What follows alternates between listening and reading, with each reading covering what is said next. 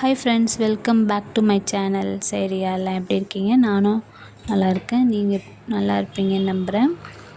காலையிலேயே ஒரு cup coffee குடித்து வேலையை ஆரம்பிச்சியாச்சு. இன்றைக்கி கிச்சனை டீப்பாக க்ளீன் பண்ணலான்ட்டு முடிவு பண்ணி களத்தில் இறங்கியாச்சு.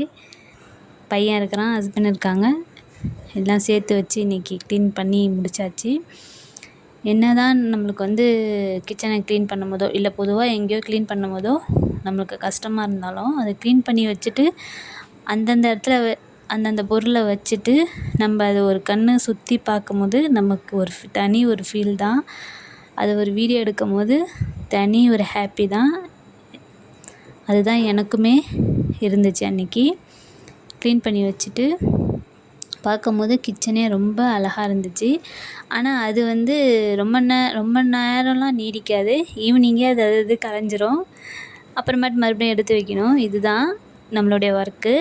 இருந்தாலும் அது இடத்துல இருக்கும்போது பார்க்கும்போது அழகாக இருந்துச்சு, ரொம்பவே அழகாக இருந்துச்சு. அதனால் இந்த வீடியோ ஷூட் பண்ணியிருந்தேன், உங்கள் கூட ஷேர் பண்ணியிருக்கேன். நீங்களும் பார்த்து என்ஜாய் பண்ணுங்கள். இதே ஃபீலிங் உங்களுக்கும் இருக்கும்னு நம்புகிறேன். அப்புறம் செடியெலாம் கொஞ்சம் எப்படி இருக்குது, க்ரோத் ஆகிருக்கான்னு பார்க்கலான்னு வந்திருந்தேன். அதுக்கு தண்ணி ஊற்றிட்டு இருந்தேன். அப்போ தான் என்னுடைய ரோஸ் செடி நல்ல க்ரோத் ஆகிருந்துச்சு. ஏன்னா நடுவில் நிறையா 1 வீக்காக மழை விட்டு விட்டு பேஞ்சிட்டு இருந்துச்சுல, அதில் நல்லாவே க்ரோத் ஆகிருக்கு. செடியெலாம் செம்மையாக இருந்துச்சு.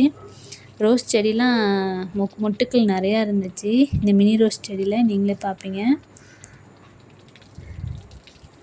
ஓகே ஃப்ரெண்ட்ஸ், நீங்களும் உங்களுடைய கிச்சன் டூர் க்ளீனிங் ஒர்க் எப்படி போச்சுன்னு என் கூட ஷேர் பண்ணுங்கள்.